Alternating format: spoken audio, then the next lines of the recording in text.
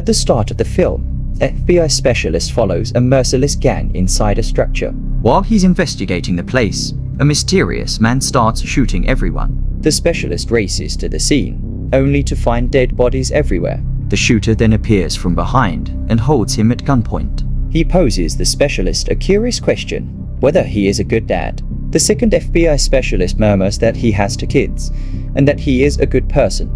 Hearing his words, the shooter, whose face isn't shown, vanishes into the obscurity. Beneficial thing, I allude to my pet, Gerald, as kids, naturally suspects the specialist. The film shifts to a flashback of our hero, Chris, a mentally unbalanced child whose mind works uniquely in contrast to others. He struggles with social interactions and communication, finding the language of commoners confusing. However, he excels in science and puzzle solving. Chris' father, a military man, is determined to make his son a normal kid despite his condition. He and his wife take him to Embrace Neuroscience, a special facility for children with autism, and consult a neurologist there. The specialist figures out that autism can't be cured, but Chris' unique gifts can be nurtured to help him succeed in life. Chris also has a younger brother named Brandon, who is a typical child. Fast forward 25 years later, Chris, now an adult, goes by the moniker Christian Wolf. He has become a highly skilled accountant and works in a small accounting firm in Illinois.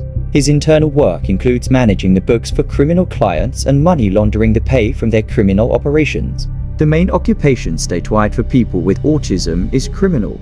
Chris has a partner, an English woman with a modernized voice. She helps him find notorious clients who are engaged in various criminal operations. We see Chris helping an old couple whose house is going to be wrecked. He is well aware of the methods and properly managing. Henceforth, he uses his connections to help them save their home. Meanwhile, at the FBI headquarters, the Treasury head of the Monetary Crimes Enforcement Organization, Raymond Lord, coerces a young data analyst, Mary Beth Medina, into working for him. He takes steps to uncover her crook record from when she committed murder as a minor. Regardless of having carried out her punishment, Medina hid this piece of her past to get her situation at the FBI. Raymond vows to eradicate her record, assuming she helps him with an errand.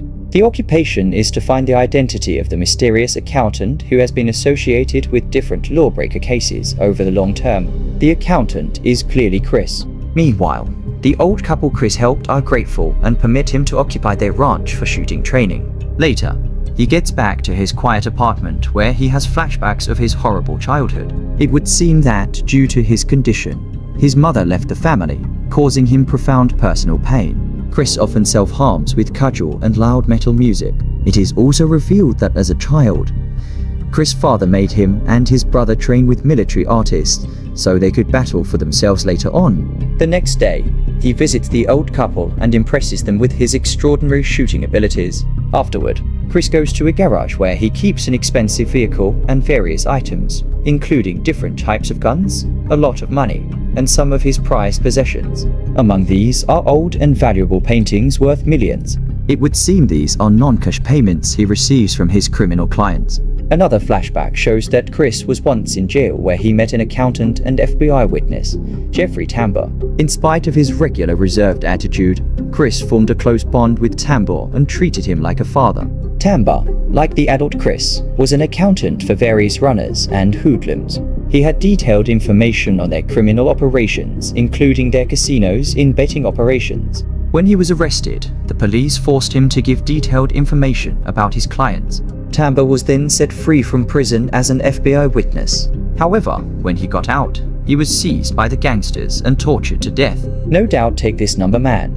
In the present, Chris is looking for a new client. He focuses on Al Blackburn, the president of a company called Residing Robotics. This company produces mechanical hands that function like human ones. Lamar intends to unveil his confidential limited company to earn more profit. Chris then finds out that Residing Robotics is looking for a skilled accountant to audit the company's finances. The next day, he meets with the company's owners, including Lamar's sister, Rita, and the CFO. Rita reveals that an audit report revealed a scam of approximately $15 million, which prevents them from taking the company public. Consequently, Chris confidently states that he can uncover the truth by purchasing the missing funds in the span of 7 days. Back at the FBI headquarters, Medina has received photos and audio files of a sneaking gang. She reviews several video films and recordings, including the one where FBI agent has shown spying on the group before being killed by an unidentified man. Medina sends photos of the unidentified man's side and back points to her colleague for database check. Do you recognize Dee? In the next scene, we see a professional hired gunman meeting with a famous stock trader. The latter, who has a huge impact over market changes, has recently caused problems for Residing Robotics by making negative statements about the company. This led to a significant drop in the company's stock worth. The assassin warns the stock trader that if he makes any further negative comments about Residing Robotics, he will be killed. The next day, Chris arrives at the company to begin auditing accounts from the past 15 years. He finds a young assistant, Dana Cummings, assigned to assist him in the task. It turns out she is the one who found errors in the records. Dana reveals that she worked vigorously to set up the files for the overnight and eventually fell asleep. Chris likes her determination, but asks her to take rest, saying he can handle it alone from here. Meanwhile, the treasury manager Raymond is shown pondering his career in a press conference. He has completed many successful missions as an old pro and is about to retire. Raymond offers a tactical answer when asked about the secret of his success. He credits teamwork, stressing that achieves nothing alone. We learn here that Raymond took several tips from an unidentified English woman who would inform him about the crimes in a mechanized voice. This is also the same woman who is Chris' partner. After the meeting, Medson approaches Raymond with some urgent news. She reveals that they have received a video from a few years ago in which 15 gangsters were killed. The shooter's face matches the photos they've been analyzing. The footage also has audio where a scary voice can be heard saying something. Raymond instructs Medina to filter the background noise and email it to him. Meanwhile, Chris is at Residing Robotics, dining and discussing issues with Dana. After lunch, he prepares for a deep dive into the company's financial records. His exceptional skills with numbers and calculations allow him to quickly process vast amounts of data, mentally recording everything he reads. By the end of the night, he has reviewed 15 years of financial records and successfully uncovered errors. Meanwhile, Medina listens closely to the recordings of the shooter's voice.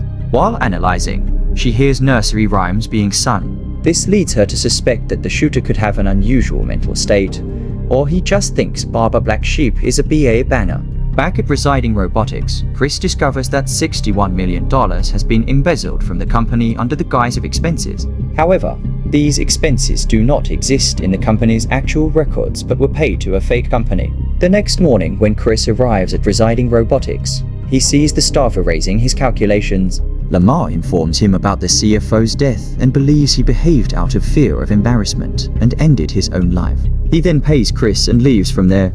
Yet our hero feels like there is something else to uncover. Back at home, he keeps on pondering the extortion case. Chris recalls his father's thorough training in martial arts and combat, which he and his brother Brandon underwent. These memories persuade him to dig further into the case and find the real culprit behind the embezzlement. The following day, he goes to the ranch for shooting training. Unexpectedly, 2 contract killers show up at the doorstep and confront the old couple at gunpoint. They demand to know where Chris is, and they quickly reveal that he's out on the farm. One of the assassins asks them to call Chris inside, but before they can proceed, a bullet interrupts. The second assassin is stunned by the accuracy and distance of the shot must be a mentally unbalanced person. He quickly drags the couple inside his vehicle and plans to leave. However, Chris arrives in time and ambushes the vehicle.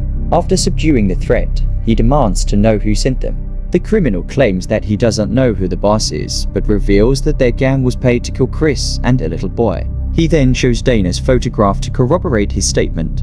Seeing this, Chris realizes that his high-ranking employees at Residing Robotics want to eliminate both him and Dana to cover up the accounting fraud. Then why did they hire them? Chris fears that she will be killed, so he quickly sets out to rescue Dana. During the ride, his partner, the English woman with a modernized voice, encourages him to take the risk and escape to another city. However, he rejects since he doesn't believe that an innocent girl should suffer because of him. Fortunately, Chris saves Dana in time and wards off the thugs who were following her. He engages in an intense battle with them and ultimately kills them all. He then takes Dana to his safe house, the garage, where he keeps his gold bars, cash, guns, and expensive artworks. Dana is surprised by the sight, especially a famous artwork worth $30 million.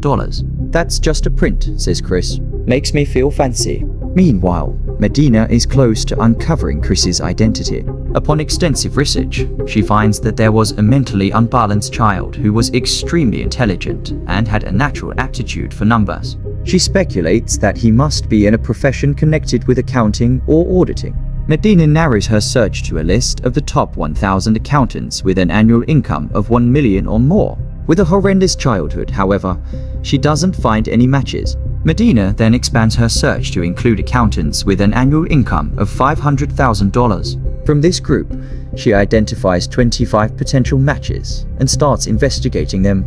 Elsewhere, Chris takes Dana to a luxurious hotel to evade the criminals. When she figures out the mystery of Residing Robotics' finances, she questions what benefit the CFO would gain from this $61 million scam. As they discuss the matter, they uncover a shocking truth. The CFO didn't commit the fraud. The only ones who could benefit from this scheme are the owners of Residing Robotics President Lamar and his sister Rita. They plan to move the money to a fake company, posing as expenses. When the time came to enter the stock market, they would move the money back to Residing Robotics, making it appear as though they generated a huge profit. Dana realizes that Lamar is the mastermind behind the fraud. Following this, Chris goes to confront Rita, but finds her dead in her home. Back at the FBI headquarters, Medina and her partner found that out of the 2,500 accounting firms, there were a few with unconventional names named after famous mathematicians. They also found that a man who goes by the name Christian Wolf owns these companies, and his clients include major criminals, runners, YouTubers, and dangerous offenders.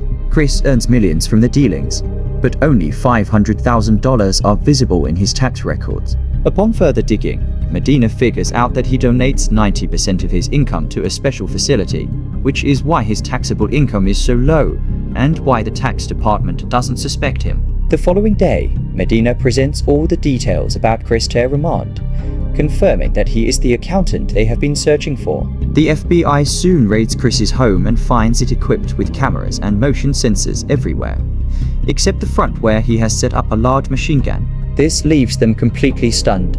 If you try to break in, you get BA blasted.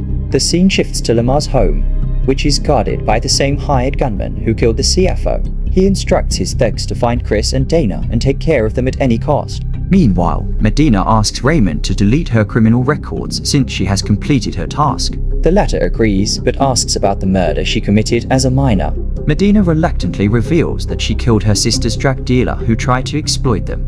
Hearing her words, Raymond reflects on his own past. It turns out the FBI agent following the gang at the film's start was Raymond, and the shooter was, in fact, Chris. Tambor, who Chris met in prison and considered a mentor, became an informant and provided details of his criminal clients to the FBI. Raymond helped reduce his sentence, but after Tambor's release, he was kidnapped and killed by the Residing Robotics assassin gang. Feeling guilty for not rescuing the old man, Raymond tracked the thugs for years. Chris also learned of his mentor's death, prompting him to escape from prison and seek revenge. He famously killed all 15 gangsters on the spot, but spared the FBI agent, knowing he was also avenging Tambor. One day, Raymond received a call from Chris's partner, the English woman with an electronic voice. She revealed that she and her partner had decided to provide him with tips about dangerous bootleggers and criminals, enabling him to succeed in his missions. With their tips, Raymond solved several cases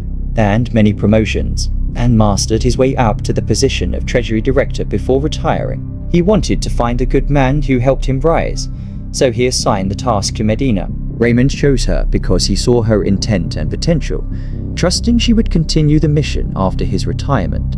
In the present, Medina questions how Chris got into prison, to which Raymond figures out that his mother left him remarried and had 2 children years later. At her funeral, Chris and her father were confronted by her new husband, and it quickly escalated into a fight. During the disturbance, Chris accidentally discharged his weapon, resulting in his father's death. This is how he ended up in prison and met Tambor. Elsewhere, Chris heads to Lamar's place to confront him. He skillfully shoots every security officer and kills them. The first hired gunman spots him through the CCTV footage, but he is left in awe by his skills. Despite sustaining minor injuries in the process, Chris continues to fight. At one point, the hired gunman hears him murmur a familiar nursery rhyme. This is when he realizes that Chris is, in fact, his long-lost older brother, Brandon. The assassin then emerges from his hiding spot. Chris immediately recognizes him and asks how he's doing. "You son of a bitch. You're killing people too." It is revealed that after their mother died and Chris went to prison, the two brothers hadn't seen each other for years. Brandon gets into a fight with Chris, but Chris gains the upper hand and calms his brother down. After the tension eases, they sit and talk, saying sorry and reminiscing about their father. Meanwhile, Lamar watches them on the CCTV and becomes confused. He emerges from his secret room and orders Brandon to kill Chris, but our hero suddenly starts shooting, finally ending the old man's life. Brandon appears unaffected by his boss's death and simply asks when they will meet again. Chris answers that he will meet him wherever he goes. The scene then shifts to Medina as she gives all the information about Residing Robotics fraud case to the press. Journalists ask how she uncovered the fraud. Like her mentor Raymond, she gives a diplomatic answer, stressing that it was teamwork. We are then taken to the special facility where Chris's parents had enrolled him as a child. It turns out he gives 90% of his earnings to this facility. Another shocking revelation shows that Chris's partner, the woman with the electronic voice, is, in fact, the daughter of the director of the facility. Unable to speak since childhood, she is a computer expert who helps Chris track criminal clients and also provides tips to the FBI about criminal operations. Meanwhile, Dana receives a package from Chris as a keepsake. She finds the same $30 million painting inside it, stunning her. It's just a print, but it makes me feel fancy too. The final scene of the film shows Chris heading to a new city where he can start afresh with another accounting firm.